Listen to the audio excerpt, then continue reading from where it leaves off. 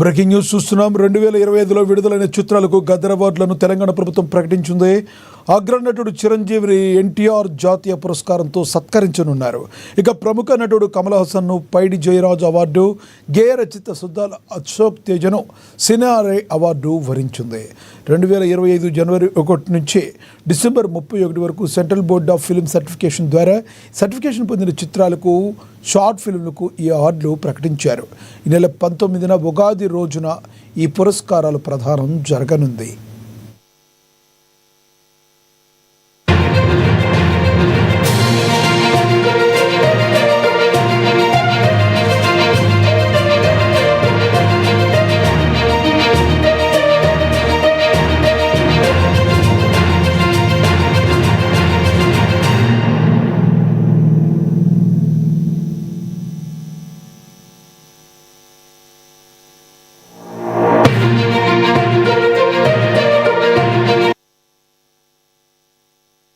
Future film Raju weds Rambai,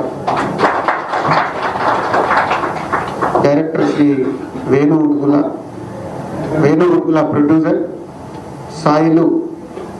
Shri Sailu, director Akhil Raj, hero and Tejaswini Rao heroine. దానికి Raju weds Rambai first best feature film gold. Second best feature film Dandora, Muppineni Ravindra Banerjee, producer Murali Kanth Devason, director and actor Nandu, heroine Mounika Chekila. NTR national award Indian film artist Shri Konidela Chiranjeevi, Paidi Jayaraj film award Indian film personality Shri Kamal Haasan,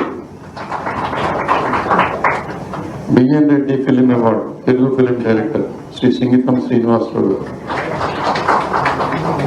Nagireddy and Chakrapani film award Telugu producer Shri Chalasani Ashwini Dutt, TL Kantarao award for Telugu film artist Shri R Narayanamurthy, Raghupathi Venkaiah film award film personality అరుదైన artist Telugu cinema Shri Ramesh Prasad garu, C Narayana Reddy film award poet writer of Telugu cinema Shri Suddala Ashok Teja, Akkineni Nageswararao film award Indian film artist female Shrimati Jayasudha.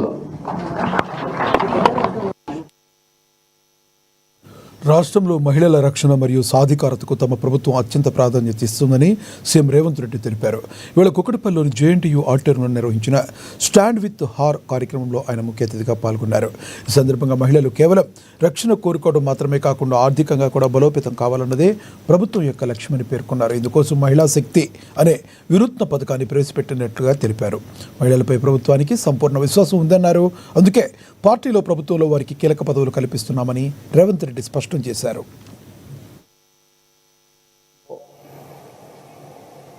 మహిళలకు రక్షణ ఉంటుంది, రక్షణ ఉండాలి అనే కార్యక్రమాన్ని ఏర్పాటు చేసి నాతో పాటు ఈ కార్యక్రమంలో సాయిధరం తేజ్ని, తెలంగాణ పోలీస్ విభాగ అధిపతి శివధర్ రెడ్డి గారిని, ఇతర పోలీసు ఉన్నతాధికారులను ఆహ్వానించిన చారు సిన్హా గారికి, ఇతర ఉన్నతాధికారులందరికీ రేపు మనం జరుపుకోబోయే మహిళా దినోత్సవ శుభాకాంక్షలు.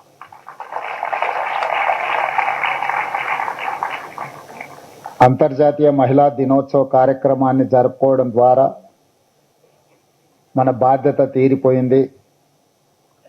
మన రాష్ట్రంలో, మన దేశంలో మహిళలకు సంపూర్ణమైన రక్షణ కల్పించడమని ఎవరైనా భావిస్తే అది అసంపూర్తి అని నేను భావిస్తున్నాను. అందుకే ఈనాడు తెలంగాణ రాష్ట్ర ప్రభుత్వం ఒక మహిళ నాయకత్వం వహించిన పార్టీ నుంచి ఏర్పడ్డది. తెలంగాణ ఏర్పాటు బిల్లును ఇంకొక మహిళా లోక్సభ స్పీకర్గా బాధ్యత నిర్వహించి ఈ రాష్ట్రాన్ని ఏర్పాటు చేయడం జరిగింది. ఈ దేశానికి రాష్ట్రపతిగా, ఈ దేశానికి ప్రధానమంత్రిగా, ఈ దేశంలో లోక్సభ స్పీకర్గా, వివిధ రాష్ట్రాలలో ముఖ్యమంత్రులుగా మహిళలకు అవకాశం ఇచ్చిన 140 సంవత్సరాల చరిత్ర కలిగిన కాంగ్రెస్ పార్టీకి ఈరోజు తెలంగాణ రాష్ట్రంలో ప్రజలు అధికారం కట్టబెట్టింది. ప్రతిభా పాటిల్ కావచ్చు, శ్రీమతి ఇందిరాగాంధీ గారు కావచ్చు, శ్రీమతి సోనియా గాంధీ గారు కావచ్చు, శ్రీమతి మీరా కుమార్ కావచ్చు, ఇలా చెప్పుకుంటూ వెళ్తే స్వతంత్రానికి ముందు, స్వతంత్రం వచ్చిన తర్వాత రాజకీయ పార్టీలలో మహిళల యొక్క ప్రాధాన్యతను గుర్తించి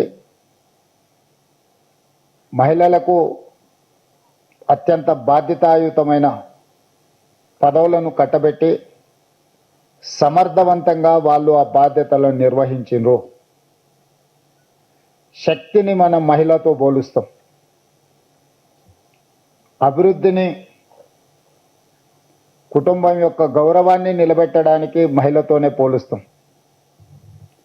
కానీ అలాంటి మహిళకు రక్షణ కల్పించలేకపోతున్నాము. అభద్రతా భావంలో మహిళలు ప్రతిరోజు ఇంటి నుంచి బయలుదేరుతున్నారు అని అంటే అది ఏ యొక్క రాష్ట్ర ప్రభుత్వానికి మహిళలు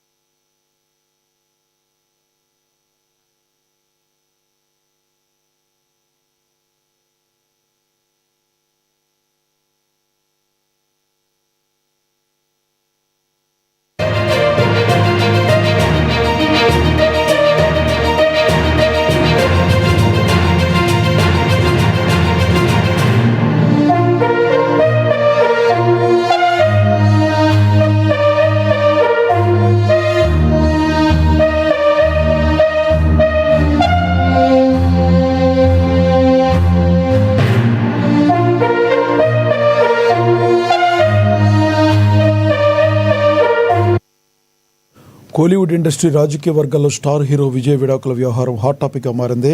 కొద్ది రోజుల క్రితమే తనకు విజయ్ నుంచి విడాకులు ఇప్పించాలని కోరుతూ ఆయన భార్య సంగీత కోర్టును ఆశ్రయించారు. తాజాగా మరో పిటిషన్ వేశారు. విడాకుల కేసు ముగిసే వరకు తనకు విజయ్తోనే ఉండేందుకు అనుమతి ఇవ్వాలని మరో పిటిషన్ వేశారు సంగీత.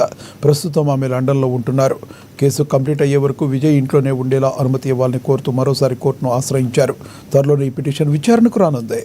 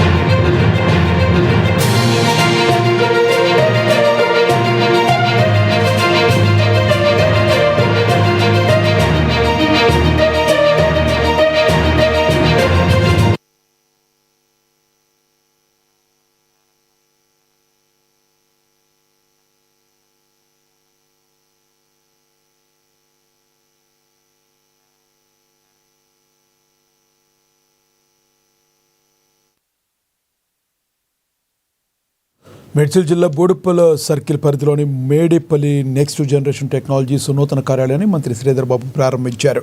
గత 2 దశాబ్దాలుగా సాంకేతిక పరిజ్ఞానాన్ని అందిస్తున్న ఈ సంస్థ యువతను ప్రోత్సహించడం అభినందనీయమని మంత్రి కొనియాడారు. ప్రస్తుత పోటీ ప్రపంచంలో ఎలక్ట్రానిక్ సాఫ్ట్వేర్ రంగాల్లో కొత్త పరిశోధనలు జరగాల్సిన అవసరం ఉందన్నారు. యువ శాస్త్రవేత్తలు కేవలం సేవలకు పరిమితం కాకుండా నూతన ఆవిష్కరణల ద్వారా అంతర్జాతీయ స్థాయిలో పేటెంట్లు సాధించేలా కృషి చేయాలని ఆయన సూచించారు. ప్రభుత్వం నుంచి టెక్నాలజీ రంగానికి అన్ని రకాల సహాయ సహకారాలు అందుతాయని వారు హామీ ఇచ్చారు.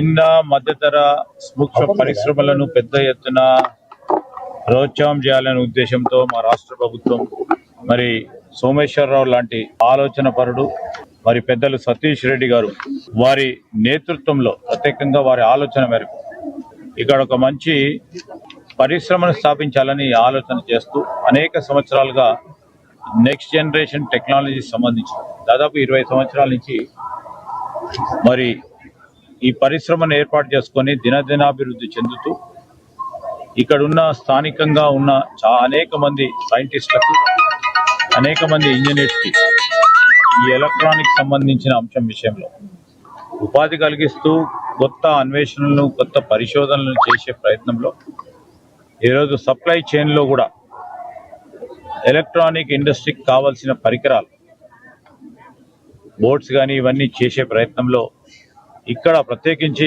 ఈ ప్రాంతంలో ఉప్పల్ ప్రాంతంలో పరిశ్రమను నెలకొల్పడుతున్న సందర్భంలో మరి పెద్దలు సతీష్ రెడ్డి గారు కానీ మేము కానీ వచ్చి ప్రోత్సాహం చేయాలని వేల ఇండస్ట్రీస్ కానీ ఉన్నాయి, రోజు పెరుగుతూ ఉన్నాయి. కొత్త కొత్త స్టార్టప్స్ వస్తున్నాయి, కొత్త కొత్త ఎస్ఎంఈస్ ఎంఎస్ఎంఈస్ వస్తున్నాయి. ఈరోజు ఇక్కడ ప్రారంభమైనటువంటి next generation technologies core electronics లో పనిచేసేటువంటి ఒక సంస్థ దినదిన అభివృద్ధి చెందుతోంది.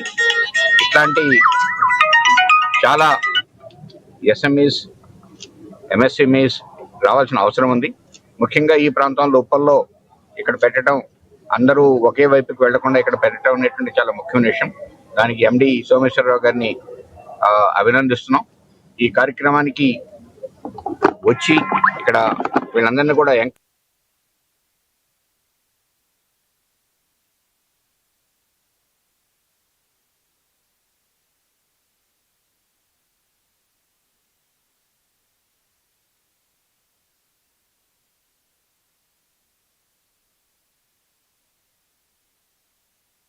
మెదక్ జిల్లా రామాయంపేట మండలం వెంకటాపూర్లో అభివృద్ధి పనులకు ఎమ్మెల్యే మైనంపల్లి రోహిత్రావు శ్రీకారం చుట్టారు. గ్రామంలోని నూతనంగా నిర్మించనున్న గ్రామ పంచాయతీ భవనం, అంగన్వాడీ కేంద్రానికి ఆయన భూమి పూజ చేశారు.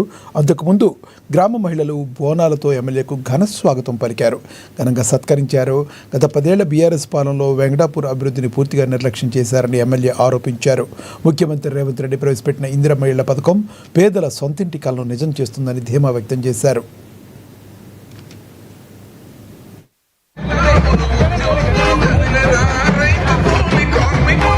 పూర్తిగా తెలంగాణ రాష్ట్రాన్ని, మరి ధనిక రాష్ట్రం ఉన్న తెలంగాణ రాష్ట్రాన్ని మరి మన సోనియమ్మ 2014లో తెలంగాణ ఇచ్చింది. అప్పుడు ధనిక రాష్ట్రం ఉండే. అంటే ఈ ఒక్క రాష్ట్ర సంపదతోటి 2 రాష్ట్రాలు నడుస్తుండే, ఇది మళ్ళీ ఆంధ్రప్రదేశ్. అట్లాంటిది మరి మన తెలంగాణ ఇచ్చినాక అంత సంపద ఉంటే ఎన్ని పనులు చేయాలా? వీళ్ళు ఏం చేసిరు 10 ఏళ్లలో అంటే మొత్తం దోచుకోవాలా, దాచుకోవాలా. ఒక్కొక్కరు నెత్తి మీద 2.5 లక్షల రూపాయలు అప్పులు చేసి రాష్ట్రాన్ని అప్పుల పాలు చేయాలి. వీళ్ళకేమో సొంత విమానాలు, ఫామ్ హౌస్లు, ఎకరాల భూమి, పెద్ద పెద్ద ఇల్లులు, వాళ్ళ జేబులు నింపురు తప్ప ప్రజలకు ఏం చేసి లేదు. ఈ విషయం మీరు గుర్తుపెట్టుకోవాలని చెప్పి తెలియజేసుకుంటా ఉన్నా. ఇవాళ ఏ గ్రామంకి పోయినా మనకి ఏ ఇల్లులు కనిపిస్తాయి? ఇంద్రమ్మ ఇల్లులు కనిపిస్తాయి. 10 ఏళ్ల కింద ఇంద్రమ్మ ఇల్లులు మనం ఇస్తే 10 ఏళ్ల తర్వాత మళ్ళా మన కాంగ్రెస్ ప్రభుత్వం వచ్చినాక మనమే ఇంద్రమ్మ ఇల్లులు ఇస్తున్నాం తప్ప 10 ఏళ్లు మనం ఎవరు పట్టించుకోలే. ఈ విషయం మీరు గుర్తుపెట్టుకోవాలని చెప్పి తెలియజేసుకుంటా ఉన్నా. కనీసం సన్నబియ్యం కూడా ఇయ్యలే. డబ్బు పైసలు బాగున్నాయి, వాళ్ళు మాత్రం సన్నబియ్యం తింటారు, జేబులు నింపుకుంటారు, మనకేం ఇయ్యరు. ఈ విషయం మీరు గుర్తుపెట్టుకోవాలని చెప్పి తెలియజేసుకుంటా ఉన్నా. రంజాన్ మాసం సందర్భంగా కుకట్పల్లి నియోజకవర్గం హైదర్ నగర్లోని తౌలియాత్ మస్జిద్ వద్ద బీఆర్ఎస్ నాయకులు ఇఫ్తార్ విందును ఏర్పాటు చేశారు. ఈ కార్యక్రమంలో ఎమ్మెల్యే మాధవరం కృష్ణారావు పాల్గొని ముస్లిం సోదరులకు రంజాన్ శుభాకాంక్షలు తెలిపారు. వారితో కలిసి విందులో పాల్గొన్న ఎమ్మెల్యే రంజాన్ పండుగ సోదర భావానికి ప్రతీక అని తెలిపారు. గత బీఆర్ఎస్ ప్రభుత్వం ముస్లింల సంక్షేమం కోసం అనేక విప్లవాత్మక నిర్ణయాలు తీసుకుందని ఎమ్మెల్యే గుర్తు చేశారు. నా రాజకీయ ప్రస్థానం ఇక్కడి నుంచే గెలిపించి వైస్ చైర్మన్ గా 3 సార్లు ఎమ్మెల్యేగా మీ అందరి ఆశీర్వాదం అల్లా ఆశీర్వాదంతోనే ఈ రోజు నేను బ్రహ్మాండమైనటువంటి మెజార్టీతో గెలవడం జరిగింది.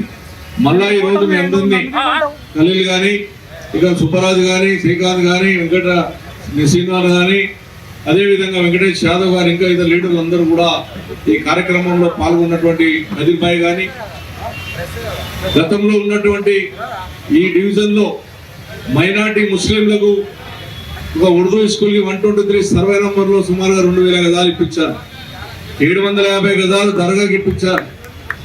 5 ఎకరాల ల్యాండ్ గ్రేవిగాడికి ఇప్పించారు. ఈడనే కాదు ఎల్లమ్మ బండలా కూడా 2 ఎకరాల ఏరియాకి ఇప్పించాం. 5 ఎకరాల ల్యాండ్ ఆ రోజున గ్రేవిగాడికి ఇప్పించాం. మసీదుకి ఇప్పించాం. మసీదు కూడా కట్టించే బాధ్యత తీసుకున్నాం. ఇవన్నీ కూడా గతంలో 4-5 ఏళ్ళు నేను వైస్ చైర్మన్ ఉన్నప్పుడు బ్రహ్మాండమైనటువంటి ఇక్కడ ఉన్నటువంటి హిందూ ముస్లిం క్రైస్తవులు అందరినీ ఏకతాటి మీద కలుపుకొని బ్రహ్మాండ మెజార్టీతో గెలిపించారు. ఆ విశ్వాసం ఎప్పటికీ. రాజేంద్రనగర్ పరిధిలోని కొత్తవల్గూడలో అక్రమ క్రషర్లు నడుపుతున్నారంటూ బీఆర్ఎస్ నేతలు చేసిన ఆరోపణలు రాఘవ కన్స్ట్రక్షన్స్ నిర్వాహకులు ఖండించారు. రాజకీయ ప్రయోజనాల కోసమే తమ సంస్థపై మంత్రి పొంగులేటి శ్రీనివాసరెడ్డిపై బురద జల్లే ప్రయత్నం చేస్తున్నారని మండిపడ్డారు. తమ కంకర క్రషర్లు, మైనింగ్ పనులు అన్ని రకాల ప్రభుత్వ నిబంధనలకు లోబడే జరుగుతున్నాయని వారు స్పష్టం చేశారు. రైతుల నుంచి భూములు బలవంతంగా లాక్కున్నారనే ఆరోపణలో ఏమాత్రం నిజం లేదని, చట్టబద్ధంగానే సేకరించామని వివరించారు. కావాలంటే అన్ని రకాల అనుమతి పత్రాలు, రికార్డులను బహిరంగంగా చూపించడానికి సిద్ధంగా ఉన్నామని వారు సవాల్ విసిరారు.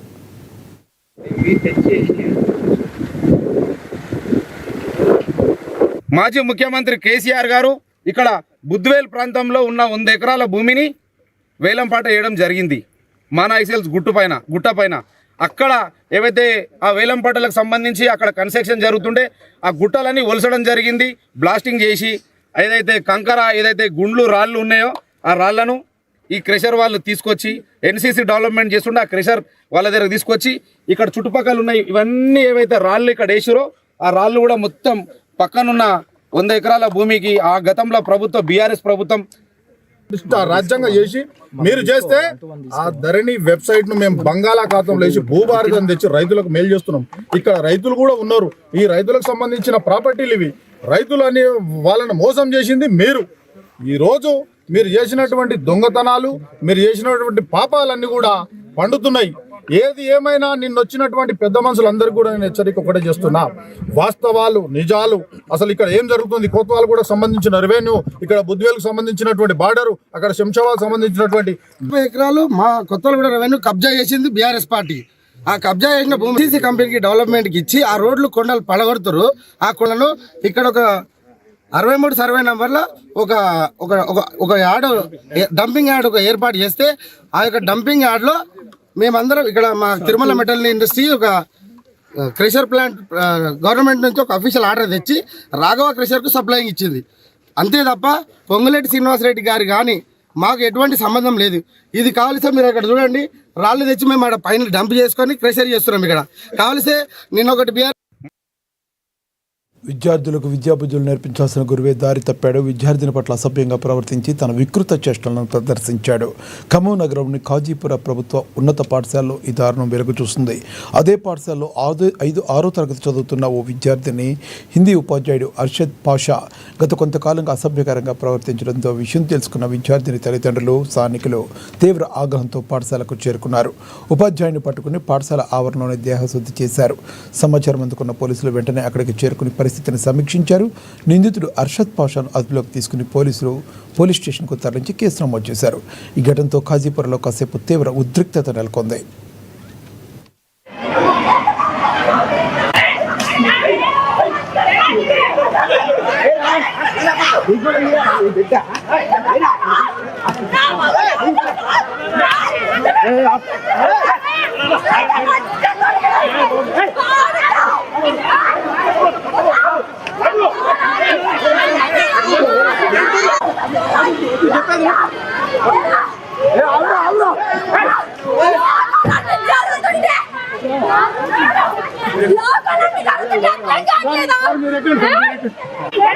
స్టేట్మెంట్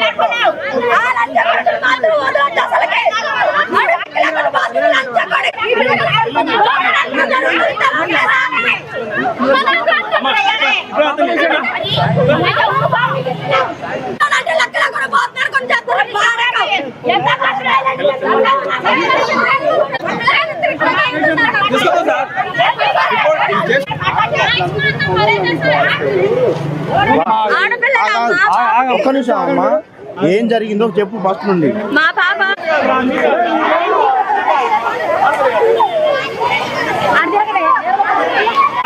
సంబరాలు చేసుకున్నారండి రాయండి సార్, పిల్లలు వాడిని అరెస్ట్ చేసిన తర్వాత. అశోక్ అంటారా బాబు? ప్రకాశం జిల్లా మార్కాపురం పట్టణంలో పోలీసులు తెల్లవారుజాము నుంచి ఆపరేషన్ వజ్ర ప్రహార్ నిర్వహించారు. డీజీపీ ఆదేశాల మేరకు జిల్లా ఎస్పీ హర్షవర్ధన్ రాజు పర్యవేక్షణలో మార్కాపురం, త్రిపురాంకతగతం, ఎర్రగొండపాలెం పోలీసు బలగాలు బాబూజీ కాలనీ, పూల సుబ్బయ్య కాలనీలో జల్లెడపట్టాయి. అనుమానిత ప్రాంతాల్లో ఇంటింటికి వెళ్లి తనిఖీలు చేపట్టారు. ఈ సోదాల్లో భాగంగా సరైన ధృవపత్రాలు లేని 22 వాహనాలను పోలీసులు స్వాధీనం చేసుకున్నారు. తనిఖీల అనంతరం కాలనీలో భారీ ర్యాలీ చేపట్టిన పోలీసులు గంజాయి, డ్రగ్స్ వంటి మత్తు పదార్థాల వల్ల కలిగే అనర్థాలపై ప్రజలకు అవగాహన కల్పించారు. యువత మత్తుకు బానిసై జీవితాలను నాశనం చేసుకోవద్దని హెచ్చరించారు.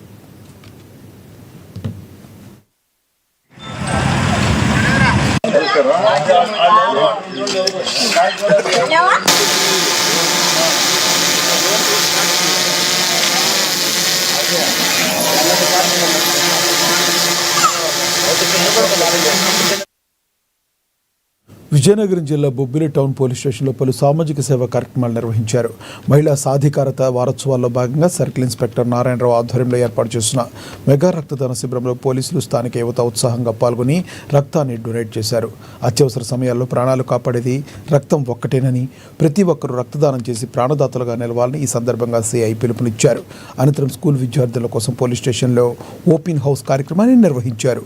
సురేష్ స్కూల్ విద్యార్థులకు పోలీస్ స్టేషన్ పనితీరుతో పాటుగా విధుల్లో ఉపయోగించే ఆయుధాలు, పరికరాలపై అవగాహన కల్పించారు.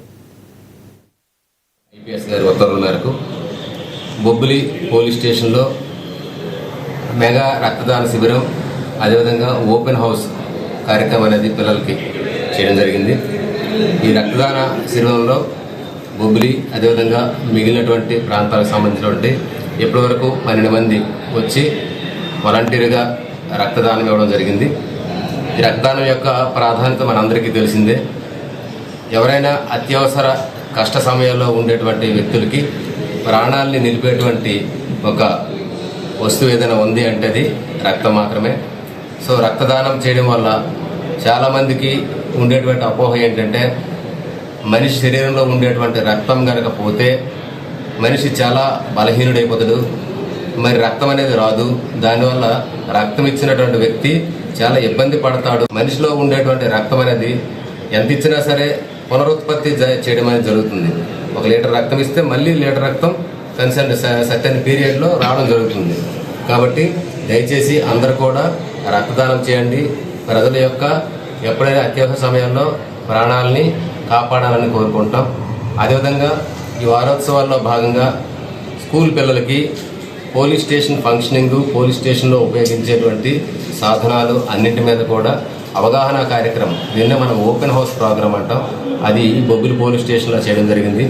ఓపెన్ హౌస్ ప్రోగ్రాంలో పిల్లలకు తీసుకొచ్చి పోలీస్ స్టేషన్లో ఉండేటువంటి రిసెప్షన్, పోలీస్ స్టేషన్లో వాడేటువంటి VHF సెట్, అదేవిధంగా MSC డివైస్లు, డైల్ 100 ట్యాబ్ల యొక్క ప్రాధాన్యత, రైటర్ రూము, రికార్డులు, కంప్యూటర్ రూము. పోలవరం జిల్లా చింతూరు డివిజన్ కేంద్రంలో పోలీసులు ఆపరేషన్ వజ్ర ప్రహార్ పేరుతో భారీ కర్టన్ సెర్చ్ నిర్వహించారు.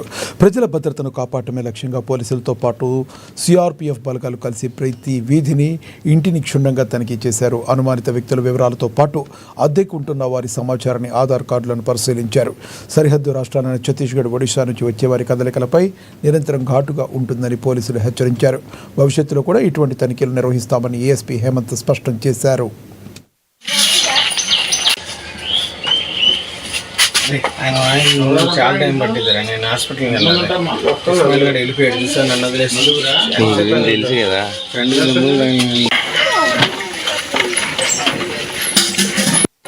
మన దేశంలో ముఖ్యంగా యువతలో మాదక ద్రవ్యాల దుర్వినియోగం పెరుగుతుందని యువతను ప్రోత్సహించడం ద్వారా మాదక ద్రవ్యాల దుర్వినియోగం Visakhapatnam RTC complex KA Paul convention సెంటర్లో ఏర్పాటు చేసిన హైదరాబాద్ దిల్సే హలీం ఆహార ప్రియులను ఆకట్టుకుంది. కేవలం ముస్లింలే కాకుండా హిందూ క్రైస్తవ సోదరులు సైతం ఈ వంటకాన్ని ఎంతో ఇష్టంగా ఆరగిస్తున్నారు. ఈ సందర్భంగా హలీం విశిష్టతను నిర్వాహకుడు జుబేర్ వివరించారు. నిజానికి ఇది అరబిక్ వంటకం అయినప్పటికీ హైదరాబాద్ హలీం ప్రపంచ ప్రసిద్ధిగాంచిందని తెలిపారు. ఉపవాస దీక్షలు చేసేవారికి ఈ హలీం తక్షణ శక్తిని ఇస్తుందంటున్న దిల్సే హలీం నిర్వాహకుడు జుబేర్తో మా Uttarandhra regional coordinator Avatar Yadav face to face. వంటకం హలీంకి అయితే మాత్రం చాలా మంది ఫ్యాన్స్ ఉంటారు. అది ముఖ్యంగా అయితే మాత్రం మనకి దొరకాలంటే మాత్రం రంజాన్ పండగ రావాల్సిందే. రంజాన్ పండగ వస్తే మాత్రం మనకు హలీం దొరకదు. హైదరాబాద్ లో ప్రాముఖ్యత అయినప్పటికీ కూడా విశాఖలో కూడా అంతే ధీటుగా హలీం సెంటర్లు అయితే ఏర్పాటు చేస్తున్నారు. ముఖ్యంగా ఇక్కడైతే మాత్రం మన కాంప్లెక్స్ సరౌండింగ్ లో ఆ దిల్సే హలీం సెంటర్ అయితే ఏర్పాటు చేశారు. నిర్వాహకులు ఉన్నారు మనతో పాటు. జుబేర్ గారు ఆయన అడిగి తెలుసుకుందాం, అసలు హలీం సెంటర్ ఇక్కడ ముఖ్యంగా ఏర్పాటు చేయడానికి కారణం ఏంటి, అసలు ప్రాముఖ్యత ఏంటనే విషయాన్ని. సరే, ఇక్కడ మీరు వైజాగ్ లో ఏర్పాటు చేసి ఎన్ని సంవత్సరాలు అవుతుంది? విశాఖపట్నంలో సుమారు 14 సంవత్సరాలు దాటి 15th ఇయర్ అండి. ఇది 15వ సంవత్సరం. ఇది 14 సంవత్సరాలు మేము జగదమ్మ సెంటర్లోనే పెట్టడం జరిగింది. ఈసారి ఏంటంటే కొద్దిగా మాకు ప్లేస్ కంజెస్టెడ్ అవ్వడం వల్ల కొద్దిగా ఓపెన్ ప్లేస్ కావాలని చెప్పి ఒక పెద్ద కేఏ పాల్ గారి కన్వర్షన్ హాల్ చాలా పెద్దది, విశాలవంతమైన పార్కింగ్ అన్నీ ఉన్నాయి. మాకు యొక్క హలీం ప్రియులు కూడా చాలా ప్రశాంతమైన వాతావరణం ఇప్పించాలని చెప్పి ఈ యొక్క ఏరియా మార్చడం జరిగింది. చాలా మంచి ఫేమస్ అండి. నాది దిల్సే హైదరాబాద్ హలీం విశాఖపట్నానికి ఒక మంచి పేరు తలమానికంగా నిలబడింది. చాలా ఇది ఇంత డెవలప్ చేసినందుకు ముఖ్యంగా మన విశాఖ వాసులు అందరికీ నా దిల్సే హైదరాబాద్ హలీం తరఫున మీ ఛానల్ తరఫున నేను ధన్యవాదాలు తెలియజేస్తున్నాను. అంటే ముఖ్యంగా ఈ పని చేసిన వాళ్ళు కానీ ఈ ఐటమ్స్ కానీ ఎక్కడి నుంచి తీసుకొస్తుంటారు? మాస్టర్స్ అందరూ హైదరాబాదేనండి. మాస్టర్స్ మ్యాక్సిమం అందరూ హైదరాబాదే. ఈ యొక్క మసాలాలు కూడా మ్యాక్సిమం విశాఖపట్నం మనకు దొరుకుతాయి. కొన్ని మసాలాలు ఉంటాయి, ఆ మసాలాలు ఏంటంటే ఇంకా హైదరాబాదు లేదా మన ఢిల్లీలోని మీనా బజార్లో దొరుకుతాయి. కొన్ని మసాలాలు అక్కడ తెస్తాము. అక్కడ మరి ఇప్పుడు దరిదాపుగా మాస్టర్లు అయితే మాత్రం ఎక్కడి నుండి అయినా ఏదైనా ఎవరైనా ఇండియా కాదు వరల్డ్ వైడ్ ఎక్కడైనా హలీం తయారు చేయాలంటే హైదరాబాద్ నుండి తీసుకెళ్ళవలసిందేనండి. అంటే ముఖ్యంగా ఏ రకమైన కస్టమర్స్ మీ దగ్గరికి ఎక్కువగా వస్తుంటారు? మీరు చూస్తూ ఉంటారు కదా రోజు, ఏ రకమైన కస్టమర్స్ ఎక్కువ వస్తుంటారు? ఇది ముస్లిం వంటకం కదా, ఏ రకమైన కస్టమర్స్ ఎక్కువ వస్తారు? ఇది ఫస్ట్ ఆఫ్ ఆల్ ముస్లిం వంటకం కాదు సార్, ఇది ఒక అరేబియన్ ఇరానీ డిష్. ఇది యాక్చువల్గా ఏంటంటే అప్పట్లోని నైజాం నవాబులు తీసుకొచ్చి ఇండియాలో పరిచయం చేయడం. ఇది చాలా సీక్రెట్గా ఈ వంటకాన్ని బయట పడకుండా చాలా జాగ్రత్తగా వంట చేసేవారు. ఇది అప్పట్లోని రక్షక భటులు స్ట్రెంత్ కోసం గట్టిగా నిలబడాలి అని చెప్పి వాళ్ళ కోసం స్పెషల్గా తయారు చేసి ఆ ఒంటి మాంసంతో గట్రా తయారు చేసి పెట్టేవారు. ఇప్పుడు దానికి మనం వీఆర్ ఇండియన్, వీఆర్ టాలెంటెడ్స్. ఇప్పుడు మీకు తెలిసిందే మనం ఏంటంటే ఒంటి మాంసాన్ని తీసుకొచ్చి మనం చికెన్ మటన్లో కన్వర్ట్ చేసి ఒక టేస్ట్ని తీసుకొచ్చాం. ఏ అరేబియన్ కంట్రీ నుండి ఈ ఫుడ్ వచ్చిందో అదే అరేబియన్ కంట్రీకి మేము ఎక్స్పోర్ట్ చేస్తున్నాం. That is our talent, our India great అనడానికి ఇది ఒక నిదర్శనం. ఇలా మీరు చూసే ఉంటారు ఆ పిస్తా హౌస్ కానీ కొన్ని ఉన్నాయి. వాళ్ళు ఈ రోజుకి దుబాయ్ అటు సైడ్ గల్ఫ్లోనే వాళ్ళకి సప్లై చేస్తుంటారు. ఇది ముఖ్యంగా ఇది ముస్లిమ్స్ అని కాదండి, ఇది ఒక ఫుడ్ రంజాన్ వేళలో దొరుకుతుంది. ఎందుకంటే రంజాన్ టైంలోని ఒక స్టెయిన్ అయిపోతారు, వెంటనే స్ట్రెంత్ రికవరీ చేయడం దొరుకుతుంది. కానీ 80% వచ్చింది క్రైస్తవ హిందూ సోదరులేనండి. 20% మాత్రమే ముస్లిమ్స్ ఇక్కడ ఆరగిస్తుంటారు. ముఖ్యంగా రంజాన్ విషయాలు అయితే ముస్లిమ్స్ ఎక్కువ బిజీగా ఉంటారండి. ప్రత్యేక వంటకాలు చాలా వెరైటీగా ఉంటాయి. కానీ రంజాన్ వస్తుంది అనగానే మా ముస్లిం సోదరుల కన్నా ఎక్కువగా మా హైందవ క్రైస్తవ సోదరులు మాకు చాలా ఎక్కువగా 2-3 months ముందు నుండే ఎప్పుడు వస్తుంది రంజాన్, ఎప్పుడు ఈ టేస్ట్ చూద్దామని ఒక ఆలోచనతోనే ఉంటారండి. చాలా చాలా హ్యాపీ అనిపిస్తుంది వాళ్ళు అడుగుతుంటే. ఇది జుబైర్ గారు చెప్తున్నది ఇది అరబకు వంటక అయినప్పటికీ కూడా గతంలో ఒంటె మాంసంతో చేసేవారు. మన ఇండియన్ టాలెంట్ బయట పెట్టడానికి నిదర్శనం ఇదే. ఎందుకంటే మనకు కావాల్సిన విధంగా కన్వర్ట్ చేయడంలో మన ఇండియన్స్ ముందుంటారు. ఇది మనం ఏదైతే మేక మాంసం కోడి మాంసంతో కూడా అలీం చేయొచ్చు, అలీం కూడా ఇంత టేస్టీగా వచ్చని మన ఇండియన్ వంటకాల్లో కన్వర్ట్ చేయడం చాలా బాగా ఆనందకరం. అలాగే ఇప్పుడైతే మాత్రం మేము హలీం సెంటర్ ఏర్పాటు చేసినప్పుడు 20% మాత్రమే ముస్లిమ్స్ వస్తారు, 80% వరకు హిందూ క్రిస్టియన్ సోదరులు ఇక్కడికి రావడం జరుగుతుంది. చాలా ఆనందకరంగా ఉంది. ఇటువంటి హలీం సెంటర్ నిర్వహించడం ఆనందంగా ఉందని జుబేర్ గారు చెప్తున్న పరిస్థితి కనబడుతుంది. చూస్తూనే ఉండండి ఏఎన్ఎన్ టీవీ. కెమెరా పర్సన్ రాజాతో అవతార్ యాదవ్, ఏఎన్ఎన్ టీవీ, విశాఖపట్నం.